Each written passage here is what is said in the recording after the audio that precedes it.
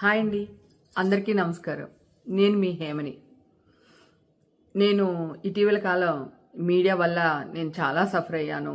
మీడియాతో 3 states media పీపుల్తో యుద్ధం చేస్తూనే ఉన్నాను ఇంకాని. ఓకే, ఇప్పుడు నాలాంటి మూర్ఖురాలు చదువుకోలేనిది అనుకోండి, నేను ఏదన్నా మాట్లాడవచ్చు, ఏదన్నా తెలియకుండా తప్పు చేయొచ్చు. మీరు చదువుకున్న వాళ్ళు, మీడియా వాళ్ళందరూని, జర్నలిస్టులందరూని సంస్కారవంతులు. మీరు అడిగే క్వశ్చన్స్ ఏంటండి? మీరు ప్రచారం చేసే న్యూస్లు ఏంటి? ఏమైంది హేమకు పొద్దున్నే మొదలుపెట్టింది అనుకుంటున్నారా? మంచు లక్ష్మి గారిది చూశానండి. మూర్తి గారు ఆ క్వశ్చన్ ఏంటండి? ఈ వయసులో ఈ డ్రెస్సులు, బాడీ షేమింగ్ ఏంటండి అసలు? అసలు అలాంటి క్వశ్చన్స్ అడగొచ్చా? ఏది అడగాలి, ఏది అడగకూడదు, అది నిజమా అబద్ధమా ఏమి లేదు. సుమా గారు యాంకరింగ్ చేస్తూ సరదాగా మీరు చాలా లేట్ చేశారు, ఈవెంట్ అయిపోవాలి అనే ఒక మంచి ఉద్దేశంతో నవ్వుకుంటూ మీరు భోజనం లాగా చేయకండి, టిఫిన్ లాగా చేసి రండి అని సరదాగా అన్నారు స్టేజ్ మీద.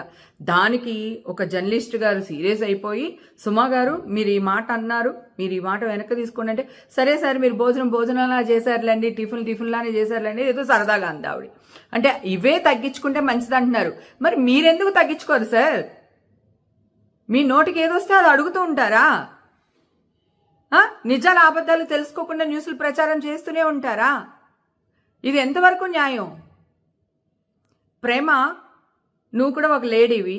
ఇలాంటి వాళ్ళు మాట్లాడినప్పుడు, అది మీ అసోసియేషన్లో నువ్వు ప్రెసిడెంట్గా ఉన్నావు, ఆయన కూడా ఒక బాధ్యత గల పదవిలో ఉన్నారు మూర్తి గారు. సో ఇలాంటి మాట్లాడినప్పుడు మీరు ఎందుకు మాట్లాడరు? ప్రేమ ఏంటండి ఆ క్వశ్చన్స్ ఏంటండి? అట్లా ఎట్లా అడుగుతారండి అని మాట్లాడరా? గతంలో కూడా మీ ఇండస్ట్రీలో లంజులు లేరా అన్నాడు ఒక ఆయన. దానికి మంచు లక్ష్మి గారు, నేను, ఇంకొక ఆర్టిస్టులు అందరం కలిపి అలా ఎలా మాట్లాడతారని మా హీరోలు మేము అందరం వచ్చి మాట్లాడితే, ఆ రోజు మా మీద కేసులు పెట్టారు. రివర్స్లో మమ్మల్ని కోర్టుకు పిలిచారు.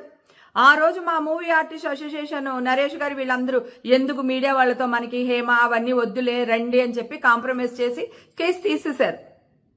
నేను ఇదే మా అసోసియేషన్ అడుగుతున్నానండి. ఈ రోజు మంచు లక్ష్మి గారికి బాడీ షేమింగ్ గా ఒక యాంకర్ ఒక క్వశ్చన్ అడిగారు, అది సోషల్ మీడియాలో టెలికాస్ట్ అయ్యింది. మా అసోసియేషన్ ఏం చేస్తున్నారండి?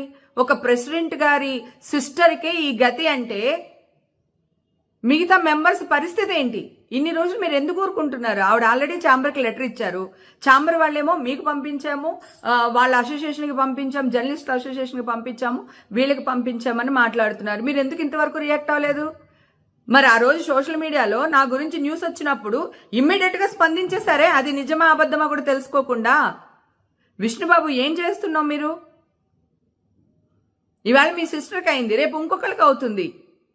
మా నాళ్ళ గురించి ఎవరెవరినో ఎందుకు పంచైన వాళ్ళందరినీ తీసుకుని వచ్చి ఛానల్లో కూర్చోపెట్టి, ఈ వీడెలాగా ఆడేలాగా, వాడది వీడది, ఆడి డైరెక్టర్ ఉండడు, ఆ అమ్మాయి క్యారెక్టర్ ఆర్టిస్ట్ అయి ఉండదు, ఏదో ఒక ఆరా సినిమా చేస్తే కూడా సినిమా వాళ్ళు ఇలాగా, సినిమా వాళ్ళు అలాగని న్యూస్లు వేస్తూ ఉంటారు. ఇప్పుడు మీ సిస్టర్కే ఇది జరిగింది. బాబు, మా అసోసియేషన్లో మీరు ప్రెసిడెంట్గా ఉన్నారు, మీరు ఎందుకు ఇంకా రియాక్ట్ అవ్వట్లేదు? మా అసోసియేషన్ ఉన్నది మా లాంటి ఆర్టిస్టులను కాపాడుకోవడానికే కదా. మీరు తీసేటప్పుడేమో టిక్మని తీసేశారు నన్ను. నాకు మళ్ళీ కార్డు ఇచ్చేటప్పుడు ఎంత, మీ ఇంటికి వచ్చాను, మీ ఆఫీస్కి వచ్చాను, నా అదృష్టం మీరు నాకు బాగా క్లోజ్ కావడం వల్ల, నేను మీకు దగ్గర అవడం వల్ల నేను రాగలిగాను. నాకంటే చిన్న ఆర్టిస్టులు ఉంటారు, వాళ్ళు మీ దాకా చేరలేరు. అప్పుడు ఏంటి పరిస్థితి? ఎవరు పడితే వాళ్ళు ఏది పడితే అది అనేయడమేనా? గతంలో కూడా వేణుస్వామి అనే వ్యక్తి మన సమంత గారి గురించి, వాళ్ళ మ్యారేజ్ గురించి ఏదో మాట్లాడారు, లేకపోతే చైతన్య గారి మ్యారేజ్ గురించి ఏదో మాట్లాడితే ఇమ్మీడియట్ గా జర్నలిస్టులు అందరూ వెళ్ళి కంప్లైంట్ ఇచ్చారు వేణుస్వామి గారి మీద. ఇప్పుడు మీ వాడు తప్పు చేసినప్పుడు మీరు కంప్లైంట్లు ఇవ్వరా?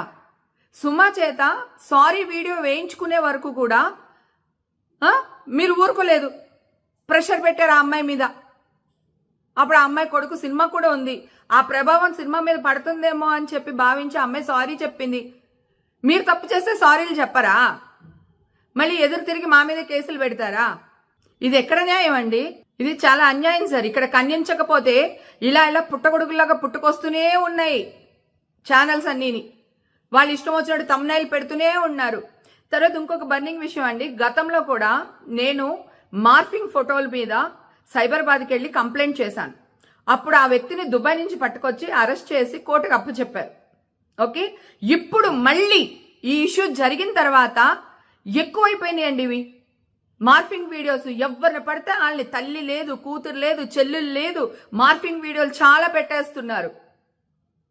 మేము మా పాటికి మాడిపోయిన మసాలా దోశ తింటూ మా ఇంట్లో మేము ఉన్నామండి.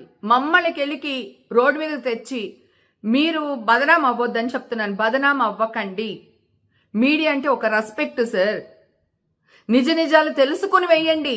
మీరు మీ ఇష్టం వచ్చినట్టు చేస్తే మళ్ళీ మేము వచ్చి వాడిలా వేశాడు వీడిలా వేసాడంటే హేమ వాడంటుంది వీడంటుంది హేమను బ్యాన్ చేయండి అని మళ్ళీ ప్రెస్ క్లబ్లో వెళ్ళి మాట్లాడతారు. లేకపోతే ఇంకో ఆర్టిస్ట్ ఇలా ఉందని ప్రెస్ క్లబ్లో మాట్లాడతారు.